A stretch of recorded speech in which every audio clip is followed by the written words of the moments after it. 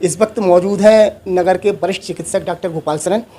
Doctor साहब, जो आपने कहा वो हो गया जी। आपके जो जूनियर थे डॉक्टर MP आर्या, वो विधायक बन गए जी। आपने भविष्यवाणी करी थी कि टिकट भी उनको मिलेगा और विधायक भी वो बनेंगे, और वैसा ही हो गया जी।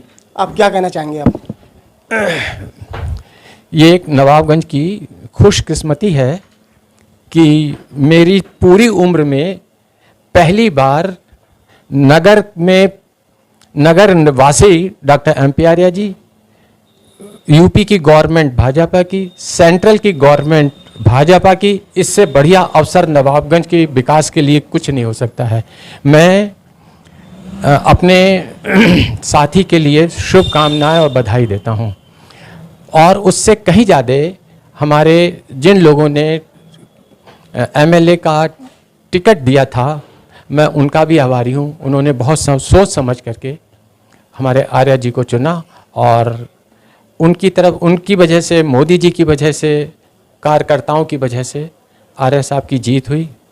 बहुत खुशी की बात है। अब आगे क्या उम्मीद करेंगे डॉक्टर साहब से? नवाबगंज विधानसभा में कौन कौन से ऐसे कार्य हैं जो होने चाहिए जिससे लोगों को फायदा पहुंचे? सबसे पहली चीज़ है कि नवाबगंज, मैं तो और जगह की बात के बारे में नहीं कहता हूँ, लेकिन नवाबगंज जो बरसों से उपेक्षित रहा है, वो कार्य ज़रूर पूरे हों। और जैसे कि डॉक्टर साहब की आदत है, वो धर्म कहते हैं कि ये RSS के हैं, लेकिन उनके मन डॉक्टर हैं और उनकी आदत है वो वास्तव में धर्मनिरपेक्ष है। किसी भी कोई उनसे विशेष रूप से कोई मतलब दुर्व्यवहार करे या कुछ वैसा महसूस करे, लेकिन उनके मन में कुछ नहीं है। और मैं समझता हूँ कि उनको हर वर्ग के लोग चाहते भी हैं। किसी से भी पूछो, बराबर आर्या जी के लिए अच्छा ही कहते हैं। पहले डॉक्टर आर्या डॉक्टर थे, अब वो डॉक्टर के साथ में विधायक बन गए। एक बड़ी जिम्मेदारी उनके साथ में है, बड़ा पद है। तो लोगों का एक तरफ ये भी कहना होता है कि जब बड़ा पद मिल जाता है तो लोग बदल जाते हैं, तो क्या बदल तो नहीं जाएंगे डॉक्टर साहब वो? मैंने तो उन्हें, जब से नवाबगंज में उन्होंने प्रैक्टिस शुरू की, तब से लेकर के उन्होंने अपना हॉस्पिटल बहुत अच्छी तरह से इस्टेब्लिश किया। उन्होंने फार्मेसी कॉलेज बनाया, और सर्व संपन्न होने के बावजूद भी उनमें कोई परिवर्तन नहीं दिखा। वो सिर्फ कर्तव्यनिष्ठ हैं।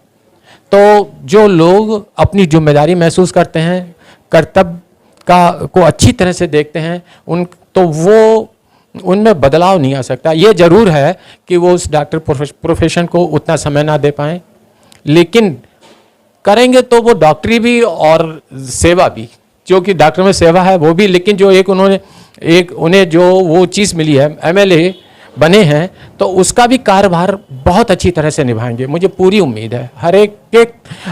हर नगरवासी के मन में उनके कतई खरे उतरेंगे। दोनों काम निभाएंगे, दोनों कर्तव्य निभाएंगे, एक तरफ MLA और एक तरफ डॉक्टरी का, दोनों। कितने भी जो जिम्मेदार होता है आदमी, उसके पास कोई भी काम लेगा तो वो काम पूरा करेगा, पूरी निष्ठा से करेगा, और उसकी पराकाष्ठा तक पहुंचाएगा उस काम को। इसके अलावा डॉक्टर साहब, नवाबगंज विधानसभा में कोई भी ऐसा बड़ा उद्योग नहीं है कि जैसे बेरोजगार होते हैं, जो युवा हैं उनके लिए रोजगार मिल सके। तो कुछ इस तरीका की आप उनके लिए सुझाव देना चाहेंगे जिससे कोई इस तरीका के बड़े उद्योग लगे नवाबगंज विधानसभा क्षेत्र में, जिसमें जो लोग बेरोजगार हैं, जो युवा हैं, वो वहाँ पे काम कर सके, उन्हें रोजगार मिल सके? इसके बारे में उद्योग तो ज़रूर लगना चाहिए। और डॉक्टर साहब ना, थाने तहसील वाले काम से काम नहीं चलता है, वो तो एक है ही काम। उसके अलावा सबसे मेन चीज़ है जो हमारे विधानसभा के जो बेरोजगार लोग हैं उनके लिए रोजगार मिले, और रोजगार मिलने के लिए कोई उद्योग लगना चाहिए, और उद्योग विधायक के ही सिफारिश से लगता है। तो ये कहना चाहेंगे डॉक्टर साहब से कुछ? तो सबसे पहली चीज़ ये है कि यहाँ पर जो ऐसे समझिए कि जो रोजगार पूरक एजुकेशन है, जिसमें कि हम ये कहेंगे कि यहाँ के ज़्यादातर युवाओं को एक स्पेशलाइज्ड जॉब मिले, मतलब स्पेशलाइज्ड काम करने का मौका मिले, और वो फिर उसी के हिसाब से उद्योग लगे। तो है कि गवर्नमेंट सर्विस या ये सर्विस से कुछ नहीं होगा, उनको खुद में मोटिवेट करें कि वो खुद व्यवसाय करें, पहले शिक्षित हों, फिर व्यवसाय करें। अगर उन्हें किसी तरह की कोई अड़चन है तो बहुत सी गवर्नमेंट की इतनी योजनाएं हैं, उससे उनका लाभ मिले। अगर कोई दिक्कत हो तो डॉक्टर साहब उसमें उनका प्रयास करके उनको वो काम। नगर के रहने वाले हैं, इससे भी लोगों को फायदा पहुंचेगा। 2 मिनट में उनके घर कोई भी समस्या है तुरंत उनके घर पहुंच जाएगा। मैंने शुरू में ही ये बात कही थी कि ये नवाबगंज की खुशकिस्मती है कि नवाबगंज के रेजिडेंट को एमएलए चुना है, और ये सबसे अच्छा है। अब तक तो नवाबगंज के जो विधायक थे वो कभी नवाबगंज में तो रहे ही नहीं हैं, तो लोग कैसे पहुंच पाते थे? पहुंच ही नहीं सकते। तो यहाँ पे तो कभी भी अगर हैं नवाबगंज में तो वो मिलेंगे बराबर जहाँ तक मुझे उम्मीद है, क्योंकि मरीज आता है, इमरजेंसी में आता है, यहाँ होंगे तो वो खुद जरूर देखेंगे। अगर किसी को दिक्कत होगी तो भी देखेंगे। अच्छा, इसके अलावा डॉक्टर साहब जैसे कि ब्लॉक प्रमुख भी डॉक्टर हैं, ब्लॉक प्रमुख जो हैं वो भी डॉक्टर हैं, डॉक्टर AK गंगवार, उन्हीं को समझा जाए।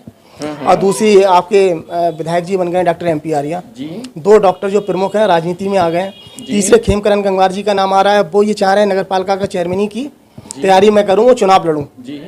तो आपको सही लग रहा है कि सारे डॉक्टर अगर राजनीति में आ जाएंगे फिर मरीजों को कौन देखेगा? देखिए, पढ़े लिखे लोगों को इस तरह जरूर आना चाहिए।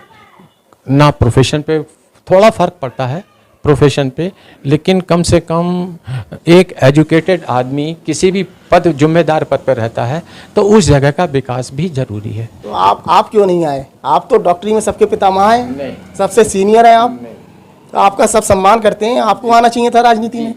लेकिन देखिए, हमारे यहाँ जब हम तो बहुत पुराने हैं, 65 में हमारा सिलेक्शन हुआ था, 69 में हमने पास आउट किया है। तो हमारे गुरुजन ने ये बताया कि डॉक्टर के लिए सिर्फ अपना प्रोफेशन ही होना चाहिए। अब हम बैठे हुए हैं, हम मरीज से बात कर रहे हैं, मरीज को देख रहे हैं, और कोई आदमी आकर के हमसे कहता है कि साहब हमारा ये काम करा दो, तो हमारा बट नेचुरल है कि हमारा कंसंट्रेशन भंग जरूर होगा। वो बात क्या इन लोगों को नहीं बताई गई थी क्या? नहीं, बताई तो सभी को जाती है। ये क्यों चेंज हो गई? ये क्यों आगे राजनीति बताई? लेकिन एक ऐसा होता है ना कि जिन्होंने इस प्रोफेशन को सेवा के रूप में चुना है, उन्होंने शुरू से ही मन बना लिया कि मैंने डॉक्टर। जब मैं 10th में 8th में था, मेरे पिताजी की और ताऊ जी की ये इच्छा थी कि मैं डॉक्टर बनूं, और जब मैंने तभी से महसूस करा तो मैंने, और जब मैं देखता था कि हमारे परिवार के लोग और डॉक्टर के पास जाते थे उस समय, तो मैंने उसी दिन मन बना लिया था कि अगर ईश्वर ने साथ, मतलब ईश्वर की कृपा रही और किस्मत ने साथ दिया, तो मैं डॉक्टर बन करके अपना जो कर्तव्य है एक डॉक्टर का, प्रोफेशन का, वो मैं पूरा निभाऊंगा। और आज भी मैं, आप तो जानते ही हैं, मैं पूर्ण रूप से समर्पित हूँ। समर्पित तो वो भी हैं, लेकिन ये उनकी लाइकिंग है कि वो उस प्रोफेशन चाहते हैं, उसके लिए मैं कोई कमेंट नहीं करूँगा। तो डॉक्टर साहब को बधाई दी आपने, वो विधायक बने हैं, आपके जूनियर हैं, बधाई देने गए आप उनको? देखिए, इतने व्यस्त, इतने लोग उनसे मिलने आते थे, मैंने उन्हें बधाई दी, लेकिन मैंने उनसे कहा कि डॉक्टर साहब, मैं आपकी इस सफलता से पूर्ण रूप से संतुष्ट नहीं हूँ।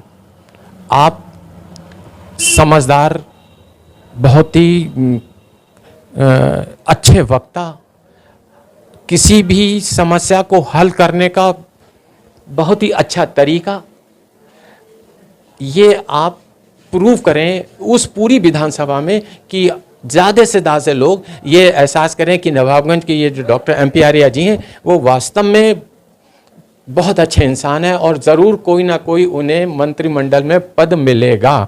ये मेरी अब भी सोच है। अगली आपकी भविष्यवाणी है कि डॉक्टर MP आर्या मंत्री पद मिल सकता है उन्हें? जरूर मिलेगा, जरूर मिलेगा। उनमें काबिलियत है। अगर काबिलियत क्या, देखिए, राजनीति में तो अलग तरह के निर्णय होते हैं। अगर कहीं पे मूल्यांकन काबिलियत का होगा, उनकी प्रोफेशनल एबिलिटी जिसको कहना चाहिए, या किसी भी समस्या को पकड़ और उसका समाधान, लोगों को संगठित करना, तो ये उनके अंदर विशेषताएं हैं। और वो 21-22 में शपथ ग्रहण जो होगी तो उसमें आपको लग रहा है आगे इनके लिए मंत्री पद में शामिल किया जाएगा, मंत्रिमंडल में शामिल किया जाएगा? आप चाहते हैं फिलहाल? मैं चाहता तो यही हूँ, लेकिन बहुत से रीजंस होते हैं, बातें आप तो आपने जो, क्योंकि अभी तक आपने जो चाहा वो होगा, तो होगा वो भी होगा वो भी मंत्री बनेंगे इसका मतलब? नहीं, मैं उन्हें बधाई दूं या ना दूं, मैं दिल से तो उनसे ईश्वर से कृपा दुआ मांगता हूं कि वो ऐसा करें, वैसा हो उनके साथ। तो अभी से शुभकामनाएं दे दें आपने? मैंने दी हैं, दे दी हैं। और इसके अलावा आगे क्या उम्मीद करेंगे उनसे? देखिए, कोई मेडिकल कॉलेज वगैरह, कोई बड़ा अस्पताल?